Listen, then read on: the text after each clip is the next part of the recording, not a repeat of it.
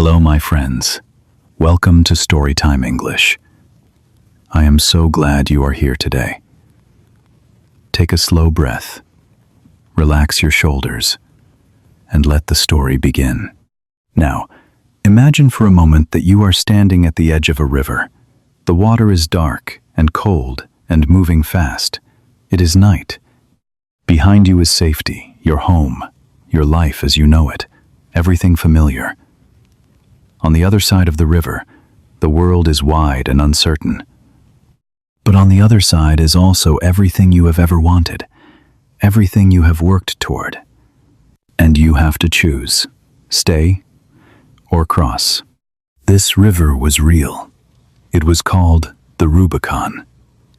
And on a cold night in January, 2,000 years ago, a man stood exactly where you are standing now. He looked at the water. He looked at his soldiers. He made his choice, and the whole world changed. His name was Julius Caesar, and this is his story.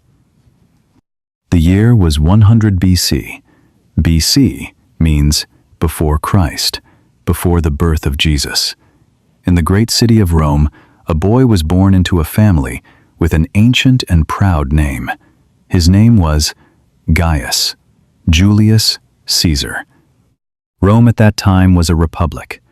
A republic is a system of government where the citizens choose their leaders. It was not ruled by one king. It was governed by a group of powerful men called the Senate. The Senate was the place where important decisions about war and peace and law were made. Caesar's family was noble. They had an old and respected name, but they were not especially wealthy. Caesar grew up in a modest neighborhood of Rome, in a house that was ordinary by the standards of powerful families. But there was nothing ordinary about the boy inside that house. From a very young age, Caesar was sharp and ambitious. He was an excellent student. He loved to read and to write. He loved history and philosophy. He was a natural speaker when he stood up and spoke. People listened. And he had one thing that many brilliant people do not have. He was fearless. That fearlessness would define his entire life. And then, when Caesar was about 25 years old, something happened that showed the world exactly what kind of man he was. He was captured by pirates. Caesar was sailing across the Aegean Sea on his way to study in Greece. Pirates stopped his ship. They surrounded it, and they took him prisoner. The pirates decided they could get a ransom for this young Roman nobleman. A ransom is money paid by a person's family to free them. The pirates decided to ask for 20 talents of silver. That was a large and impressive sum of money. But Caesar was not impressed. He looked at the pirates and said, "20 talents? You clearly do not know who I am. You should be asking for 50. The pirates were confused. Their prisoner was asking them to demand more money for him. But Caesar was completely serious. He believed he was worth 50 talents, and he was going to make sure everyone knew it. The pirates sent their demand to Rome. The money was collected, and while they waited, Caesar lived among the pirates as if he were their guest, not their prisoner. He exercised every day on their ship. He wrote poems and speeches, and then he made the pirates sit and listen to him perform his own writing. When they did not react with enough enthusiasm, Caesar told them they had no taste. He also told them, calmly and cheerfully, that after he was released, he would come back and crucify every one of them. Crucify means to kill someone by nailing them to a wooden cross. It was a terrible punishment used in the ancient world. The pirates laughed.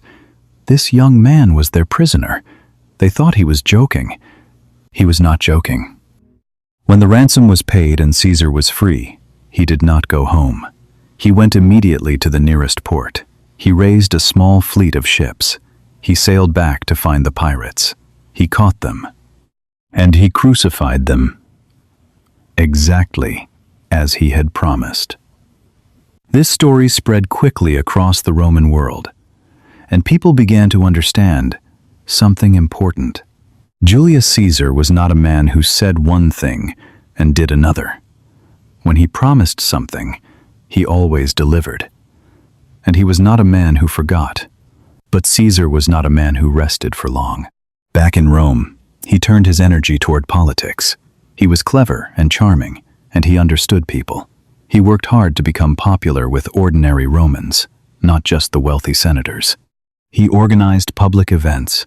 He paid for celebrations out of his own money. He was generous and visible, and people liked him. Slowly, year by year, he climbed through the political structure of Rome. He became a lawyer, then a local official, then a more senior leader. And in 59 BC, he became one of the 2 top leaders of Rome for a year, a position called consul. But Caesar wanted more than politics. He wanted military glory, and his opportunity came when he was given command of the Roman armies in Gaul. Gaul is the land we now call France and Belgium. What followed was 8 years of war. Caesar fought battle after battle across the forests and rivers and plains of Gaul. He was brilliant as a military commander. He moved his armies with extraordinary speed. He built bridges across rivers in days that engineers said would take weeks. He surprised his enemies before they could prepare. He won when he had fewer soldiers. He won when conditions were bad. He seemed to find a way through every problem. He once described a fast and decisive victory in just 3 Latin words: Veni, Vidi, Vici. I came, I saw, I conquered. By the end of 8 years, all of Gaul was under Roman control. Caesar had written detailed accounts of his campaigns in a book that is still read today, 2,000 years later. His soldiers loved him. His name was famous across the Roman world. But in Rome, the Senate was watching, and some powerful senators were afraid. Caesar was becoming too popular, too powerful, too loved by ordinary people. Men like Pompey, once Caesar's ally, began to turn against him. The Senate sent him an order. He must give up his army and return to Rome as a private citizen. If he obeyed, he would be vulnerable. His enemies would arrest him, put him on trial, and destroy everything he had built. And if he disobeyed, it meant war. In January of 49 BC, Caesar stood with his army at the edge of a river in northern Italy, the Rubicon River. Roman law was very clear. No general was allowed to bring an armed army across the Rubicon and into Italy itself. To do so was an act of war against Rome. Caesar stood there for a long time. His soldiers waited. The night was cold. The water was dark. He thought about everything he would lose and everything he could gain. And then he said, quietly but clearly, "The decision is made. There is no going back." He crossed the Rubicon. The moment Caesar's army crossed that river, everything changed. There was no return. There was only forward. Pompey and the senators who opposed Caesar fled Rome. Caesar marched into the city. One by one, his enemies were defeated. Within a few years, Caesar had won the civil war. He was the most powerful man in the Roman world. He was made dictator. In Rome, a dictator was not exactly what we think of today.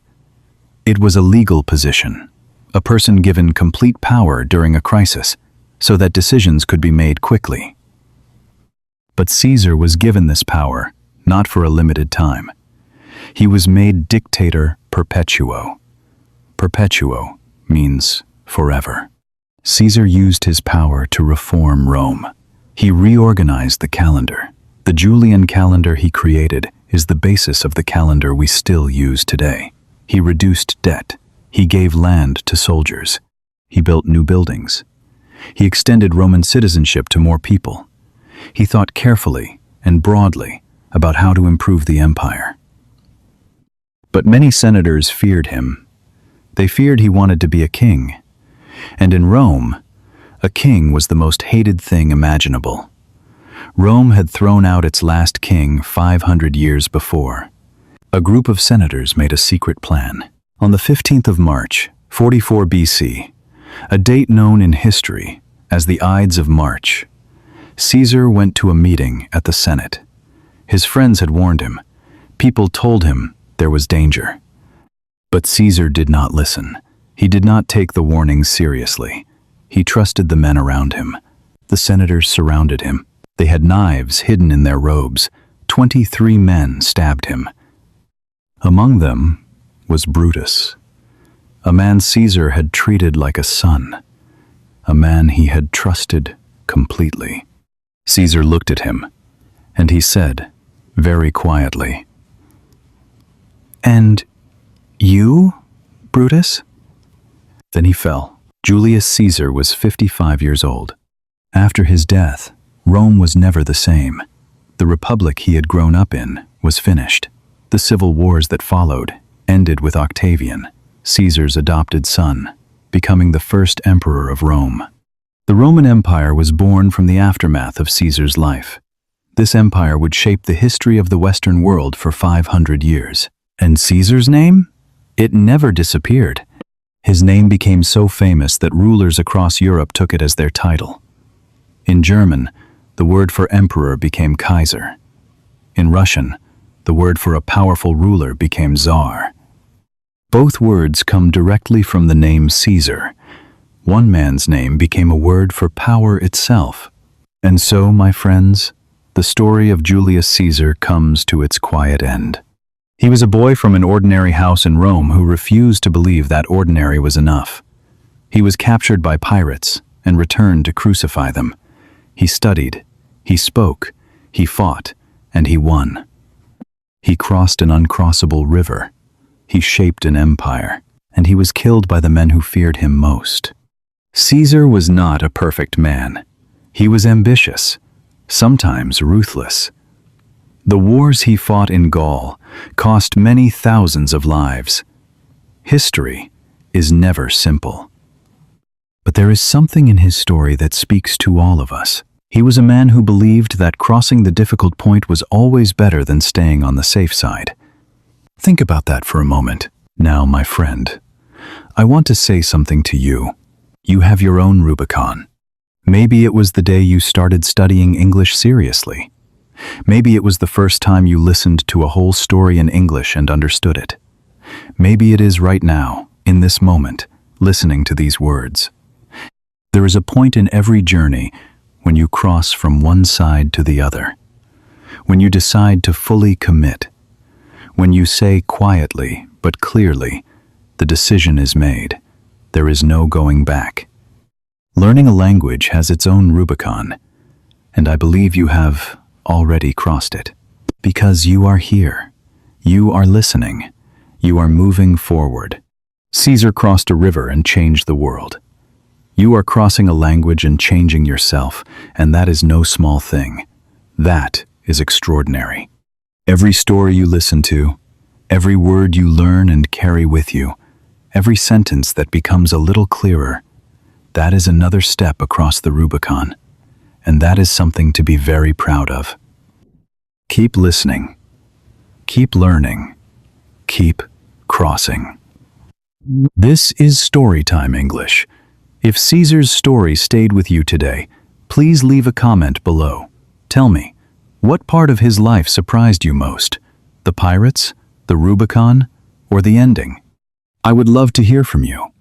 There are many more stories waiting for you here. Come back soon, my friend. Until next time, take care of yourself and never stop learning.